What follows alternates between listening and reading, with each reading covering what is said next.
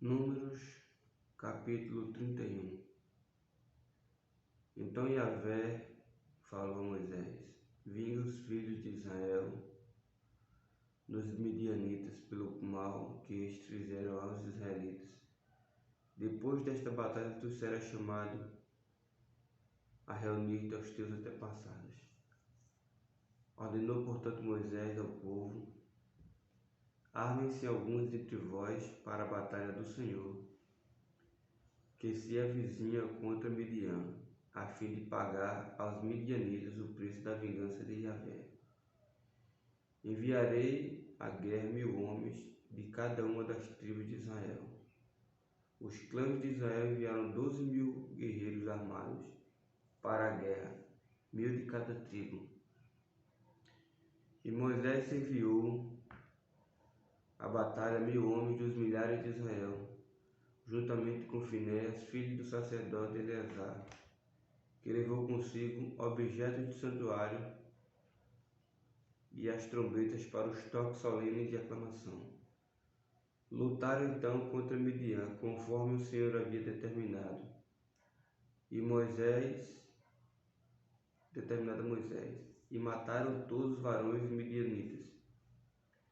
Mataram ainda os 5 reis de Midian, Evi, Reque, Zur, Ur e Reba.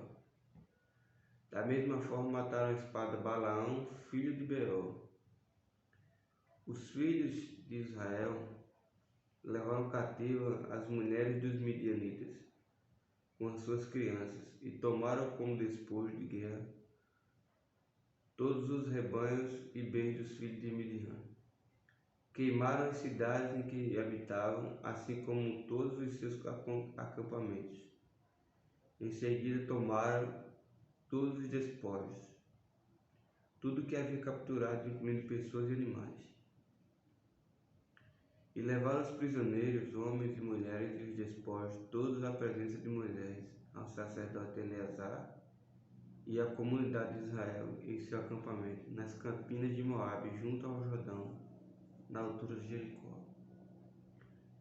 Moisés, Eleazar, o sacerdote, e todos os príncipes da comunidade saíram do acampamento ao encontro deles. Então Moisés indignou-se contra os comandantes das forças, chefes de milhares e chefes de centenas que voltaram dessa missão de guerra.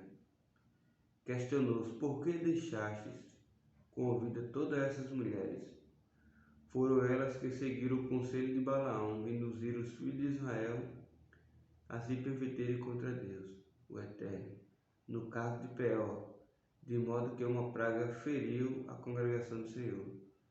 Agora, portanto, matai todas as crianças do sexo masculino.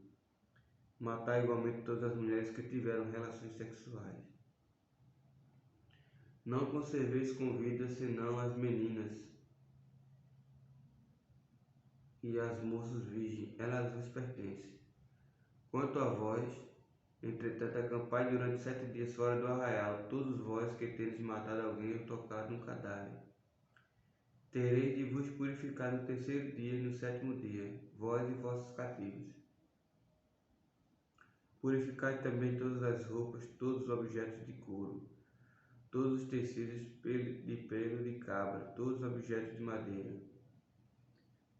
Eleazar, o sacerdote, orientou os combatentes que retornavam da guerra, dizendo: esse é o estatuto da lei que o Senhor ordenou a Moisés.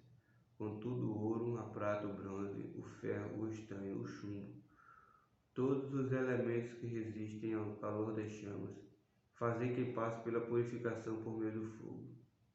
Todavia será pelas águas lutrais da purificação que todos os objetos serão considerados completamente puros. E tudo aquilo que não resiste ao fogo devereis fazer passar pelas águas purificadoras. Lavarei as vossas vestes no 7º dia e ficareis puros. Depois podereis entrar novamente no acampamento. Então o Senhor disse a Moisés: com Eleazar, o sacerdote, e os cabeças das tribos dos pais da congregação, faz a contagem do despojo de guerra e dos cativos, tanto dos homens como dos animais. Dividirás, portanto, os despojos pela metade, entre os combatentes que foram à guerra e o conjunto da comunidade. Como tributo e louvor a Yahvé, cobrarás sobre a parte dos combatentes que lutavam na batalha, um para cada 500, tanto de pessoas como de bois, de vacas, de jumentos, de ovelhas e cabras. Tomarás isso da metade que pertence aos guerreiros, e darás a Eleazar o sacerdote como porção destinada ao Senhor. Da metade que pertence aos filhos de Israel, tomarás de cada 50, tanto de pessoas como de gado, de jumentos, de ovelhas, de todos os animais, e os darás aos levitas, que têm a responsabilidade de zelar pela habitação de Yahvé. Moisés e Eleazar, o sacerdote, fizeram tudo de acordo com as expressas instruções do Senhor a Moisés. Ora, os despojos que restaram da presa tomada pelos guerreiros israelitas foram 675.000 ovelhas e cabras, um montante de 72.000 cabeças de bois e vacas, ração de 61.000 jumentos e o total de 32.000 mulheres virgens. A metade de tudo foi atribuída àqueles que lutaram na guerra, isto é, 337.500 ovelhas e cabras, das quais a porção consagrada ao Senhor somou 675. Das 36.000 cabeças de gado, o tributo separado ao Senhor foi 72.000 cabeças. Dos 30.500 jumentos, o tributo separado ao Senhor foi de 61.000 animais. Das 16.000 virgens, o tributo separado ao Senhor foi 32 moças. Assim Moisés entregou a Eleazar o imposto determinado como uma oferta especial ao Eterno, o Senhor, exatamente como Yahvé havia ordenado. A outra metade pertence ao povo de Israel. Moisés separou da parte dos guerreiros. Essa foi, portanto, a metade pertencente à congregação israelita, com 337.500 ovelhas e cabras, um montante de 36.000 cabeças de bois e vacas, um total de 30.500 jumentos e 16.000 pessoas, conforme as orientações do Senhor, da metade que pertencia ao povo.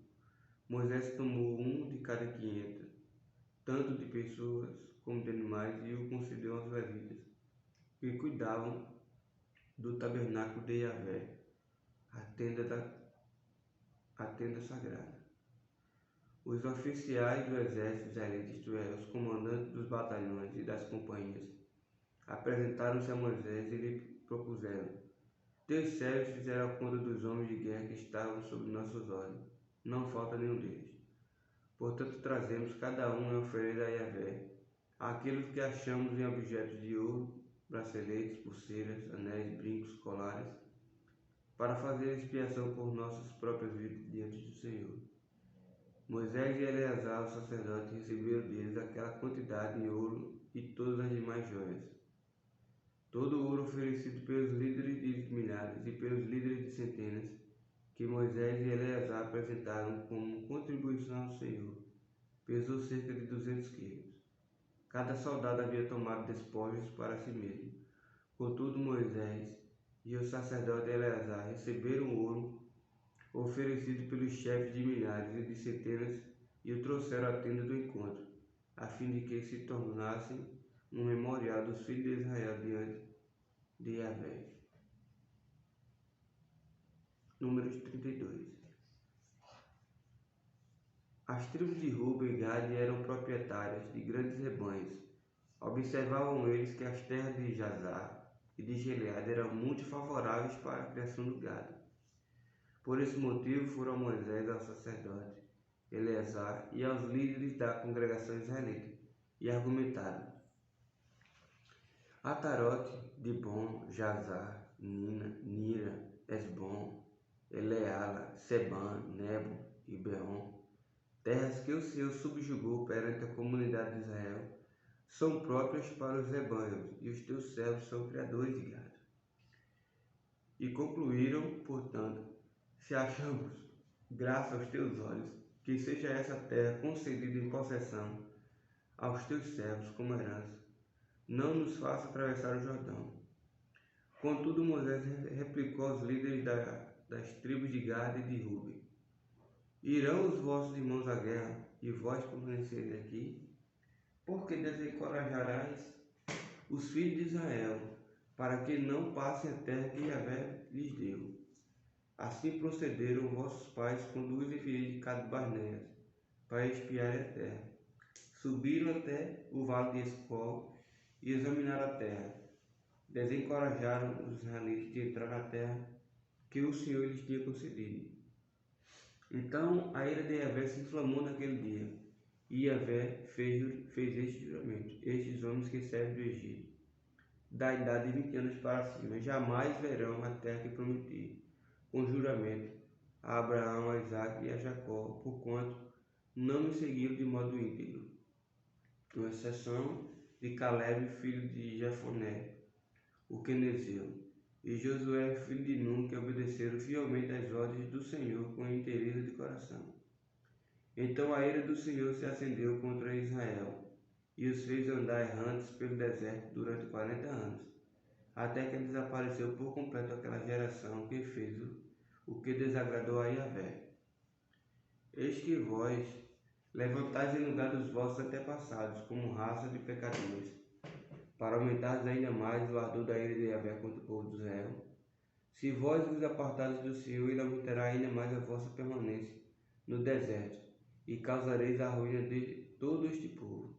Então se aproximaram de Moisés e lhe pediram: desejamos construir nestas terras aprisco para nosso gado e cidades para nossas mulheres e nossos filhos. Nós, entretanto, nos armaremos fortemente e estaremos prontos para ir à frente dos nossos patrícios israelitas, até que consigamos fazê-los tomar posse da terra que lhes foi determinada. Não regressaremos às nossas casas enquanto cada um dos filhos de Israel não tiver tomado posse da sua herança, pois não possuiremos herança com eles de outro lado do Jordão, nem mais além, considerando que nossa herança nos seja concedida no lado leste de Jordão. Então concedeu Moisés: se de fato procederes conforme dizeis, se saídes para a guerra diante de Yahvé, e se todos aqueles dentre vós que estão armados passarem o Jordão diante de Yahvé, até que tenha expulsado todos os seus inimigos diante dele, quando a terra estiver submetida ao Senhor, então podereis retornar, assim estareis desobrigados para com Yahvé e para com Israel, e esta terra será a vossa propriedade diante de Yahvé. Porém, se não fizerdes como estáis prometendo, pecareis contra Yahvé, e sabei que certamente não escapareis jamais ao castigo dos vossos próprios pecados. Construí, pois, cidades para vossas famílias e currais para as vossas ovelhas e vacas. Contudo, aquilo que prometeste cumpriu. Então os homens de Gade e Ruben afirmaram a Moisés: teus servos farão aquilo que o meu Senhor ordenou. As vossas crianças, as nossas mulheres e nossos rebanhos e todo o nosso gado permanecerão aqui na cidade de Gileade. Entretanto, os teus servos, aqueles que estão armados para a guerra, passarão diante de Yahvé para combater, como disse o meu Senhor.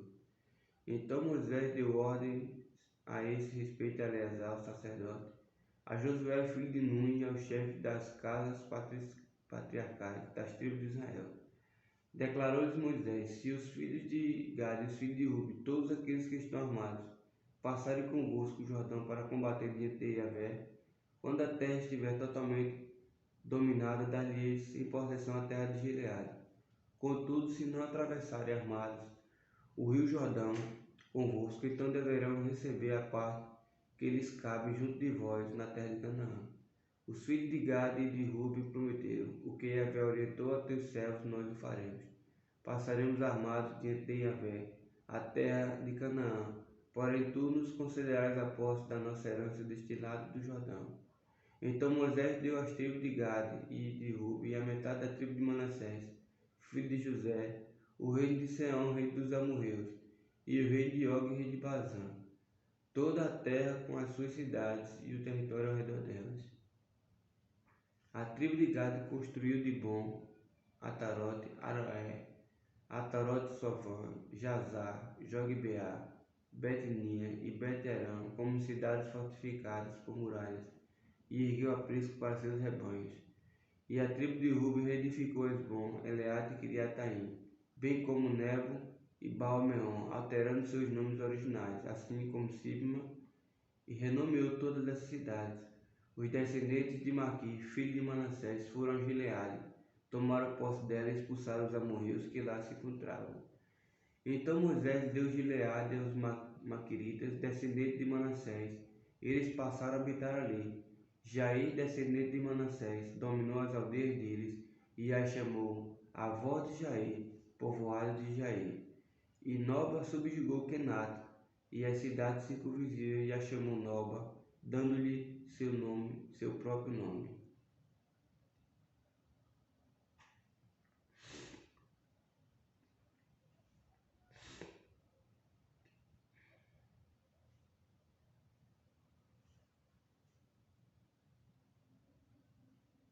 Salmo 77. Elevo a Deus minha voz e clamo. Elevo a Deus minha voz para que me ouça. No dia da minha angústia eu procuro o Senhor. De noite não me canso de erguer a mão. Minha alma recusa ser consolada. Lembro-me de Deus e gemo. Medito e meu espírito desfalece. Mantens abertas minhas pálpebras. Tão perturbado estou que nem posso falar. Relembro os dias passados, os anos de outrora. De noite recordo minha cantiga. Medito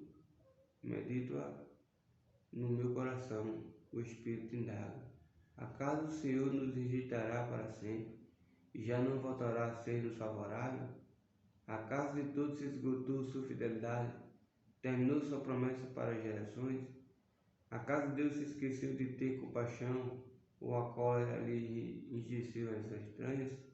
Então pensei, apelarei para o que há muito realizou a mão direita do Altíssimo. Recordo-me dos feitos do Senhor, lembrado estou dos teus milagres de outrora. Penso em todas as tuas obras e medito em teus prodígios. Teu caminho, ó Deus, é santo. Grande como Deus, outro Deus não existe. Tu és o Deus que faz milagres, mostra-te teu poder entre os povos. Com teu braço resgataste teu povo, os filhos de Jacó e de José. As águas te avistaram, ó Deus, as águas te tremeram e contemplaram, até as profundezas estremeceram. As nuvens desfizeram-se em água, houve trovões nos céus, também tuas flechas coruscavam em todas as direções. Ao reboar do teu trovão na tempestade, os raios iluminando o mundo, estremeceu a terra e abalou-se. A tua vereda atravessou o mar, e o teu caminho pelas águas poderosas. Guiaste o teu povo como um rebanho, pela mão de Moisés e de Arão.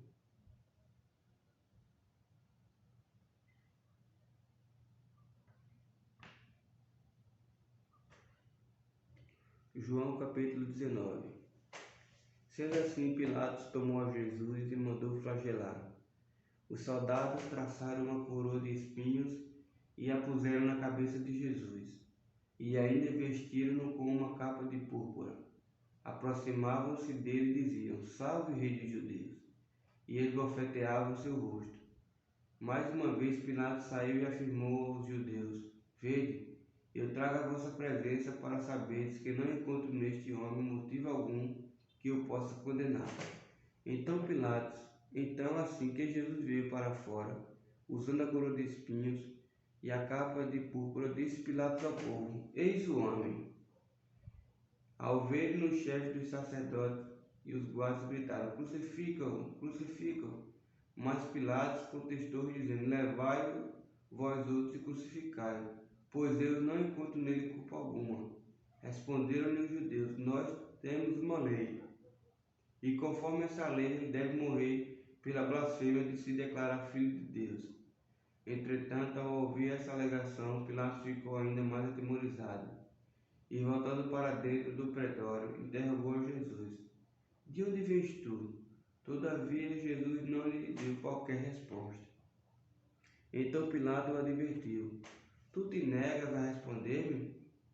Não sabes que eu tenho autoridade para te libertar e poder para te crucificar? Ao que Jesus lhe afirmou, não terias qualquer poder sobre mim, se não fosse dado de cima. Por isso, aquele que me entregou a ti é culpado de um pecado ainda maior. Desse momento em diante, Pilatos procurou libertar Jesus, mas os judeus o ameaçaram, exclamando: se deixares esse homem em liberdade, não és amigo de César, pois todo aquele que se faz ex é contra César.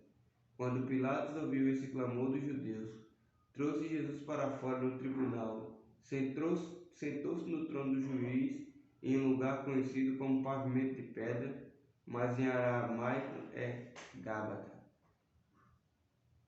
E esse era o dia da preparação, a sexta-feira da semana da Páscoa, por volta da hora sexta, quando então Pilatos declarou aos judeus: eis aqui vosso rei. Eles, porém, exclamaram: a morte, crucificam. Então Pilatos lhes perguntou: devo crucificar vosso rei? E os chefes dos sacerdotes lhe responderam: não temos rei senão César. Diante disso, Pilatos entregou Jesus para ser crucificado. Em seguida, os carrascos se apoderaram de Jesus e o levaram para fora.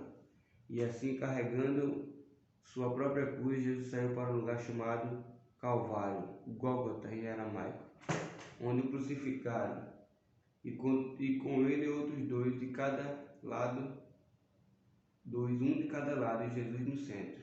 Então Pilatos mandou escrever uma placa e pregá-la no alto da cruz, com os seguintes dizeres: Jesus Nazareno, o Rei dos Judeus. Muitos dos judeus leram a placa de Jesus, pois o lugar em que ele foi crucificado ficava próximo da cidade, e a placa estava escrita em aramaico, latim e grego. Os chefes dos sacerdotes dos judeus discordaram de Pilatos, dizendo: não escrevas o Rei dos Judeus, mas sim que este homem se dizia Rei dos Judeus. Todavia Pilatos lhes asseverou: o que escrevi. Após haver crucificado Jesus, os soldados tomaram as vestes e as dividiram em 4 partes, uma para cada um deles, sobrando a túnica. Esta, entretanto, era sem costura, tecida numa única peça de alto a baixo. Comentaram assim uns aos outros: não convém rasgá-la, mas vamos decidir por sorteio quem ficará com ela. Isso aconteceu para que se cumprisse a escritura a declarar: dividiram as minhas vestes entre si e tiraram sorte pela minha túnica. Assim procederam os soldados. Próximo à cruz de Jesus estavam sua mãe, a irmã dela, Maria, mulher de Clopas, e Maria Madalena.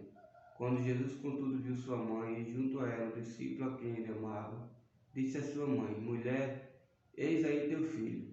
Em seguida disse Jesus a seu discípulo: eis aí a tua mãe. E daquele momento em diante o discípulo amado a recebeu como parte de sua família. Mais tarde, sabendo Jesus que tudo já estava concluído, para que a escritura se cumprisse, disse: tenho sede. Próximo havia um cântaro cheio de vinagre. Então embeberam uma esponja com vinagre e colocaram na ponta de uma vara de isopo e ergueram até a boca de Jesus. Então, assim que experimentou o vinagre, exclamou: Jesus, está consumado. Inclinando a cabeça, entregou seu espírito. E porque era o dia da preparação da Páscoa, véspera de um sábado, especialmente sagrada, os judeus não admitiam que os corpos ficassem na cruz durante o sábado. Pediram então a Pilatos que mandasse quebrar as pernas dos crucificados e retirasse os corpos. Sendo assim, os soldados quebraram as pernas, vieram os soldados quebraram as pernas do primeiro, em seguida do outro homem que com Jesus havia sido crucificado. Mas quando se aproximaram de Jesus e viram que ele já estava morto, não lhe quebraram as pernas. Contudo, um dos soldados perfurou o lado de Jesus com uma lança e imediatamente brotou sangue e água. E aquele que a isso presenciou, disso deu seu testemunho, e o seu depoimento é verdadeiro, pois ele está consciente de que está relatando a verdade para que também vós criais. E todas essas coisas ocorreram para que se cumprisse a Escritura: nenhum dos seus ossos será quebrado. E mais ainda, como diz a Escritura em outra passagem, olharão para aquele a quem transpassaram. Algum tempo mais tarde, José de Arimateia, que era um discípulo de Jesus, ainda que secretamente por causa do medo que tinham dos judeus, rogou a Pilatos que lhe permitisse tirar o corpo de Jesus. E Pilatos concedeu a ele permissão. Então José de Arimateia, veio e retirou o corpo de Jesus. Nicodemos, aquele que havia dialogado com Jesus durante a noite, veio também trazendo cerca de 100 libras de uma mistura de mirra e aloés. Assim pegaram o corpo de Jesus e o envolveram em faixas de linho, juntando as especiarias conforme a tradição judaica de sepultamento. No lugar onde Jesus fora crucificado, havia um jardim, e no jardim um sepulcro novo, onde ninguém havia sido colocado. Assim sepultaram Jesus ali, por ser o dia da preparação dos judeus, e considerando que o sepulcro ficava próximo.